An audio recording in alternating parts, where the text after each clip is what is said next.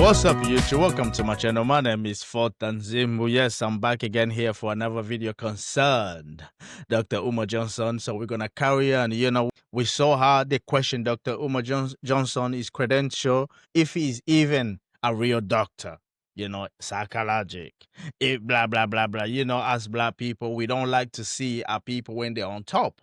We want to question everything. The sad part is, we're like that. We build like that. We can blame the Western for the slavers, the colonization, imperialize, all that kind of bullshit. But the big issue is with us because we don't like to strive. We don't like to be better. We don't like to put knowledge to ourselves. We don't like to accept our people. You can go to European country, America.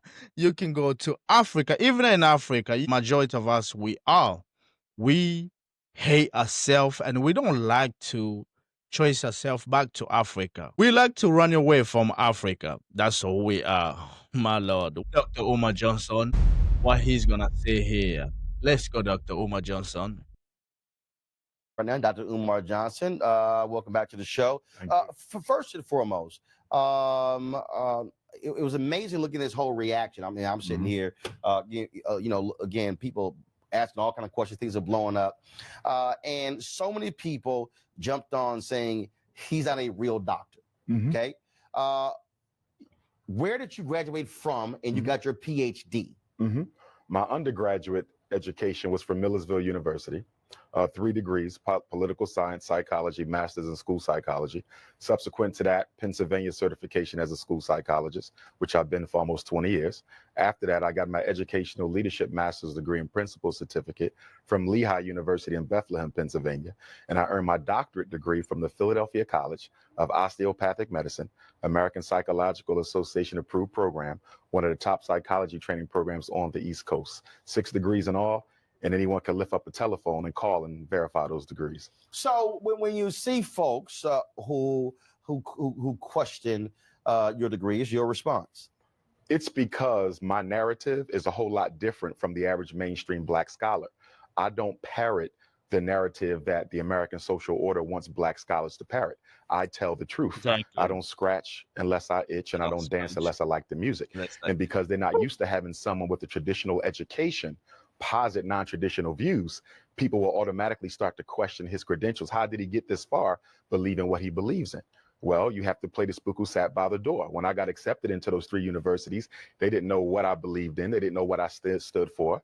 But as time went on, it revealed itself. But I'm authentically African, so I'm not really concerned with what people think about me personally.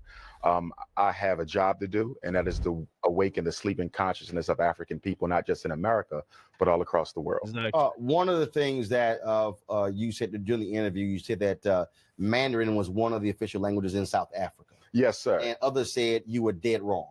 Yes, because I didn't clarify that I was speaking of it being an official language in the public school system of South Africa. So I should have clarified that Mandarin is an official language in the Republic of South Africa's school system. It's not an official language in the country. It's an official language in the school system. And I was speaking of schools, but I didn't clarify that. So that's my responsibility. Also, during that particular interview, you talked about a variety of issues that also got people talking. One of them dealt with your views on interracial marriage. Yes, sir. And so, so explain that for folks who did not hear it. Certainly. Simply put, any black man who is with a woman who's not an African herself is going to have a difficult time getting respect from me. I believe black men need to be with black women. The black family is under attack. Only 1 out of every 4 black women gets married. The black woman is last likely to get married. She's the last married, the first divorced. We have what? 2/3 of our children being raised by working class and impoverished single black female led households. The destruction of a nation begins in the home of its families. And if we want to save black people, we have to save the black family. And in order to do that, black men have to commit themselves to black women. Exactly. So when you talk about not getting your respect, so if that's the case, you're saying President Barack Obama to get your respect because his dad married a white woman? Oh, not at all. Would Harry Belafonte? Not at all. I want to be very clear about something. As Pan-Africanists, the product of an interracial union is an African.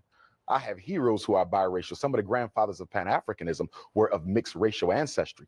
You don't blame a child for how they got here. But I'm asking you this here. Harry Belafonte has a white wife. No respect for him? It would be very, it doesn't matter. It doesn't matter your social status. So no. I didn't say social. I'm talking about the one who put the work. Right, but you put him out. No. I'm asking you. So Harry Belafonte. Yes, sir. Sidney Poitier, Julian Bond, Vernon Jordan. And you're naming all them to say what? No, these are all African American men who have done some good things. No, who married white women. But you said any black man who marries a white woman will not get your respect. Can I respond? Yeah, go ahead. And what I'm telling you is this. I don't care who you name. I don't care how much work you did for black people. Your greatest commitment to black people is being committed to a black woman. It is still a contradiction. No matter how much you think you did for the struggle, if you really were concerned with black people, you would have committed yourself to a black woman. So it doesn't matter how successful they are. It doesn't matter how great you may claim them to be. At the end of the day, you didn't think enough about your own people to marry a woman who looks like you.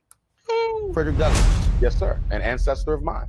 So when you say ancestor, what does that mean? Let me break it down. Because again, some have said you tried to claim that you are a descendant of Frederick Douglass. Okay, so let's deal with that. So hold on 1 second. Here's a statement. Things there.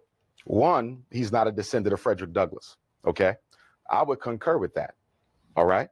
But then two, you also heard that some of the things he says is correct. So the question becomes, he's either related or he's not. Okay. So are you related? I'm about to answer your question if you allow me to do that. I am a blood relative of Frederick Douglass. My name is on the family tree. We have a family reunion every 2 years. What they're talking about, and I want to make sure you're clear, they're talking about whether or not I come through the loin of Frederick Douglass, which I do not, nor have I ever claimed.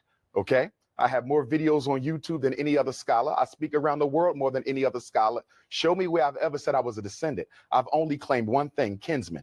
How am I kinsman? If you ever read any of the autobiographies of Frederick Douglass, he talks about growing up on Tuckahoe Creek with Cousin Stephen. Cousin Stephen is Stephen Bailey, Dr. Umar Johnson's 4 times great-grandfather, whose grave I just visited last week. I go every year. Okay, that's my 4 times great-grandfather. He married my 4 times great-grandmother, Caroline Wilson Bailey. From that union came my 3 times great-grandfather, George Washington Bailey, the first black public school teacher on the Eastern Shore of Maryland. He married Grandmom Annie. They had Grandmom Caroline. Okay, she had Grandma Vivian. Grandma Vivian married a Spanish-speaking Cuban immigrant, Grandpop Cicero. They had Grandmom Ida, who's still alive, who married James Johnson, who had my father Jamal, who married my mama Barbara, and from that union I was born. I am a blood of Bailey. I am not married in. What they're talking about is strictly descendancy, something I've never claimed. Am I a kin? Do I directly come from the loin of the first cousin and potentially half-brother of Frederick Douglass? And the reason I say potentially, the slave master who owned our family, a white man named Aaron Anthony, raped Frederick's mother and raped Stephen's mother, my ancestor. Dang. And there's significant evidence to suggest that. Some people could still argue, though, that they were not brothers because it's not conclusive. Fine, throw that out. I'm still a kinsman because I come through the blood of his first cousin. You talked about, again, respect. You respect? I don't talk about respect. Dr. Umar Johnson just break down the way he break down, his family tree. Oh, my Lord.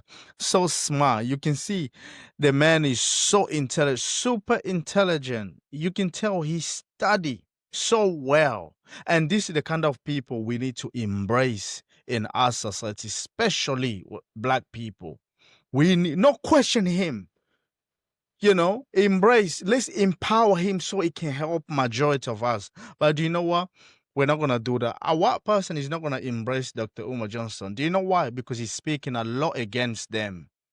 Because Dr. Umar Johnson is studied. He understood.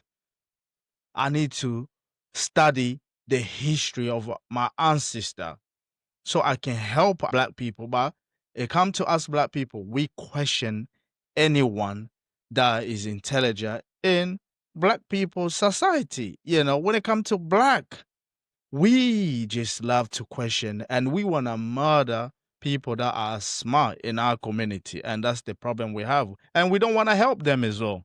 And that's the sad part we have in black people.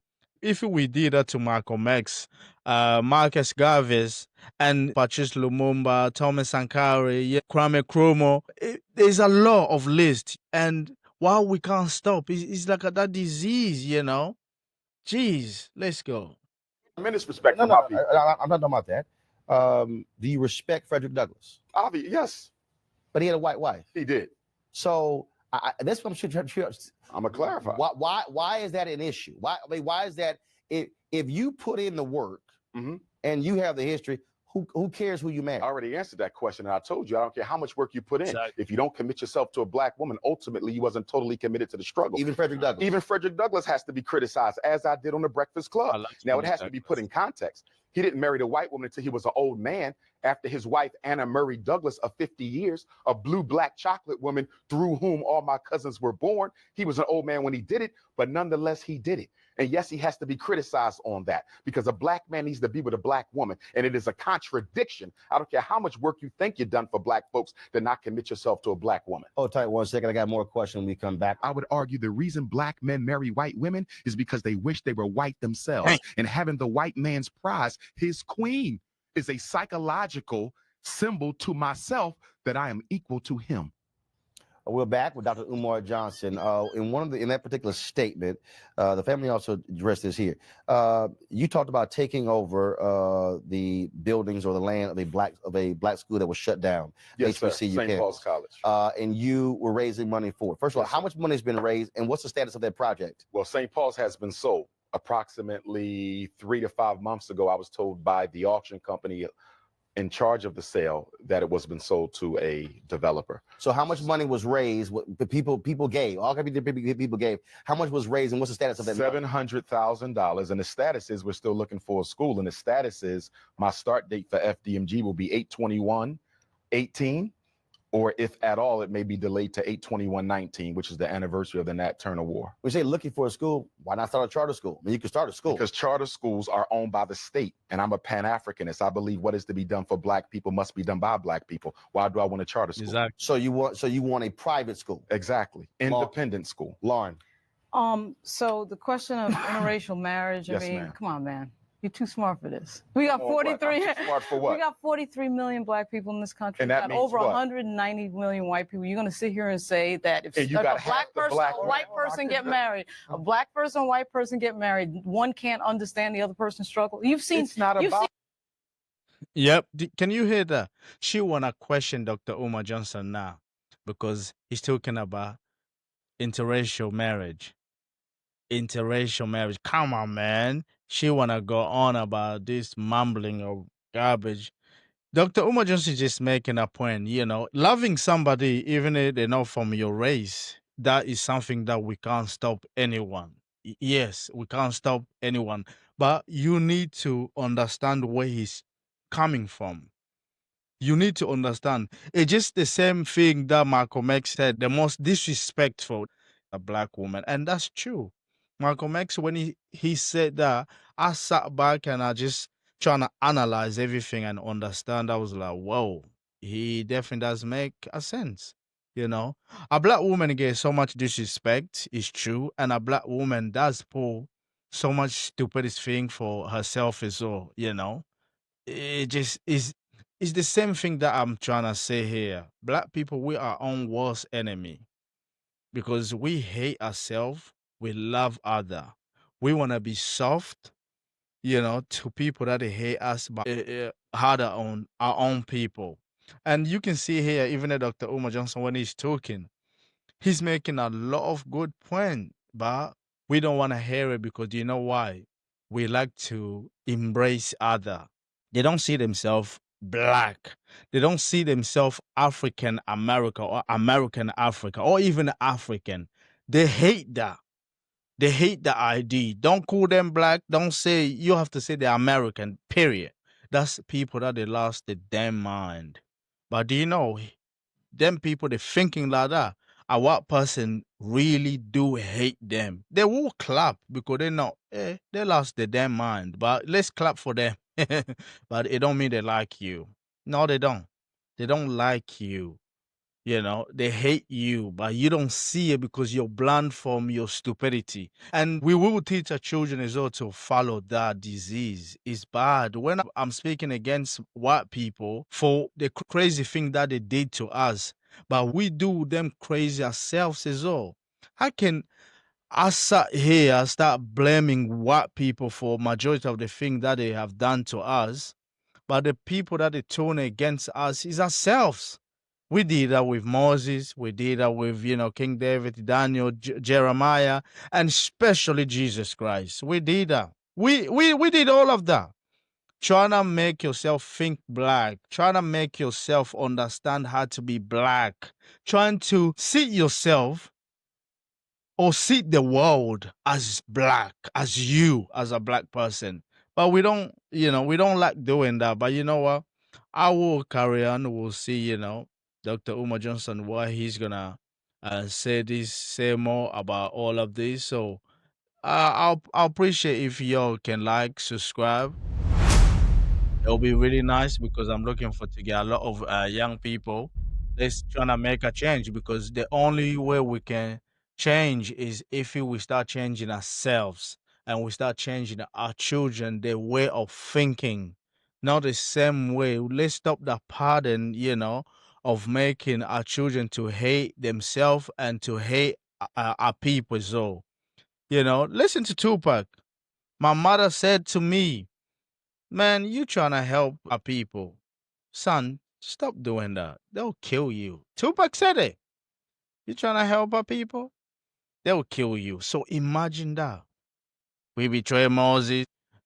Let's go to the promised land. It's the same thing when you hear any other black scholar, they're going, let's move back to Africa. Let's build Africa. Majority of us are going to say, Africa? Why should I go to Africa? I don't know nothing about Africa. The garbage your place.